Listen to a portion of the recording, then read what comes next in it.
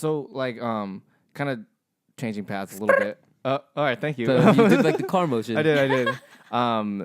Was it when you were applying to colleges? Did you think of anything else besides like going in as an art major? No, I essentially I like it. That was I really didn't apply anywhere else because where I really wanted to go was art school, like Academy of Art, essentially, because that's where I like started and I had like made that art community there. I wanted to go back so bad.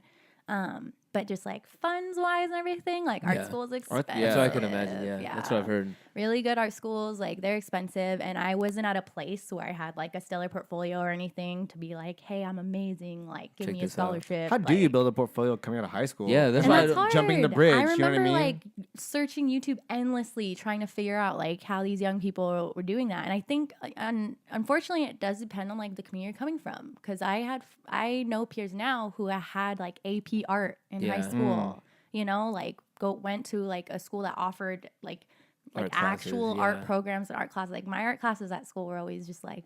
I had took art. I took art. I took art in high school, and it was a joke. Yeah. It was like it was fun. Sketch in the sketchbook for a period, and now I'll be done. And that was really it. And so it depends. You know, it depends on what kind of mentorship you have or not, or how willing you are to like learn things on your own. Which now you can. Now you can, you know, learn anything online, which is cool. But it just depends on how much you're practicing and applying too. So I really only applied to Cal State Fullerton, Cal State Long Beach, because they had the best public art programs. Really? Available. Yeah, they're like the top. Didn't know that either. Yeah, I've heard about Cal State Fullerton though, actually. Cal State Fullerton, bang for your buck. Yeah. I didn't get in Long Beach, so you know. Yeah.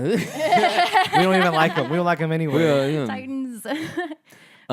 Do you see like what are some of the benefits you would say from like either doing art, like going to high school and then just doing art independently, or going to school for art specifically, and like that background? Like, has that benefited you, or like what do you see that has done for you in your career?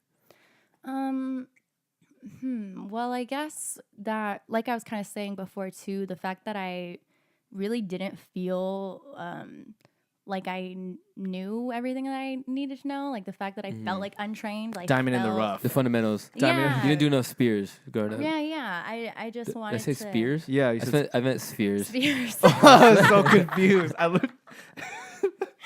My bad. Wow. I don't even remember what the question was. Did you Like benefits of going to benefits? Like what do you see now? Yeah. You know. Yeah, I think it's important because even if you're taking classes where you don't even like what you're doing, like when you take beginning drawing, like you definitely don't want to be drawing boxes and fruit like every day when you go in. Is that you actually draw fruit?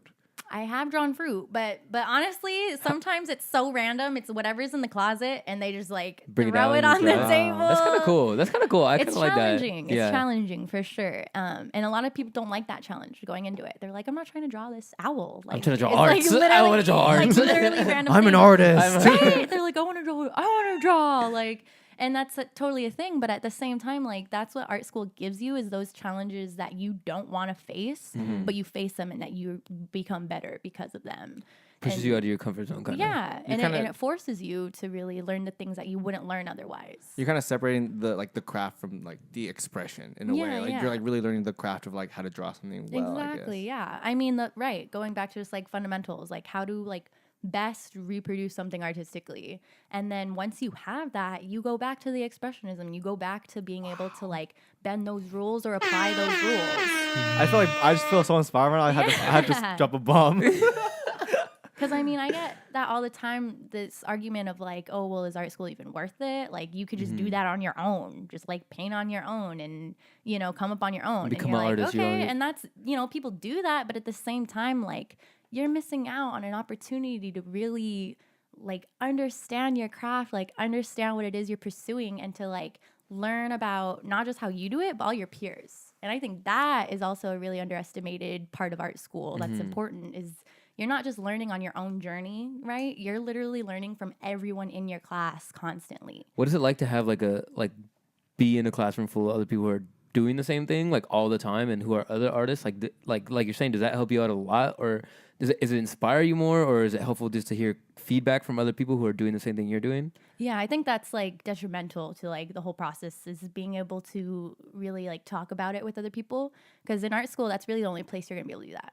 Like they tell us all the time, like you're gonna miss it when you leave. Like you're not gonna have anyone talk to you about this. Like people who understand. Give me some feedback like, on this. Yeah, and that's something that you do in every class too, is critiques. You throw up your work and you literally have everyone talk about it, from like your professor to like the best person in class to the worst person in class. Like everyone talks about it, and that's something that's like really interesting. But you learn so much about yourself from it, and you learn about like where you've been and where you need to go. Is that tough to stomach at first? Like when you first, I couldn't imagine. Oh like, yeah.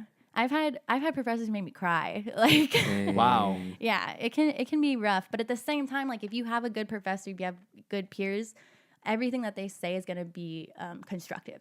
It's really not in a free for all for people to just like talk crap on your work and everything. It's really an opportunity for you to like see what you need work on and see what you're doing well. It's hard to get past that. They're doing that for your benefit. You know what I mean? But like, what's the best? What's like your best or favorite art class that you've taken so far at Cal State Fullerton? Titans. Shout out Titans. CSUF. It's super random, but my favorite class right now is called bookmaking, book arts. Yeah, book and it arts. has nothing to do with my major. That's what's so funny. It's like I'm not even like illustrating books or anything. I'm literally like bookbinding, sewing Really? books. Like, Whoa. yeah, And that's your favorite class. that's my favorite class. That sounds pretty Probably relaxing. because there's not a lot of pressure, because Yeah. it's not like my major course. It's something I can like enjoy. Take on the side. Yeah, but at the same time, eventually like create works having to do with like illustration or whatever it is I want to do that for.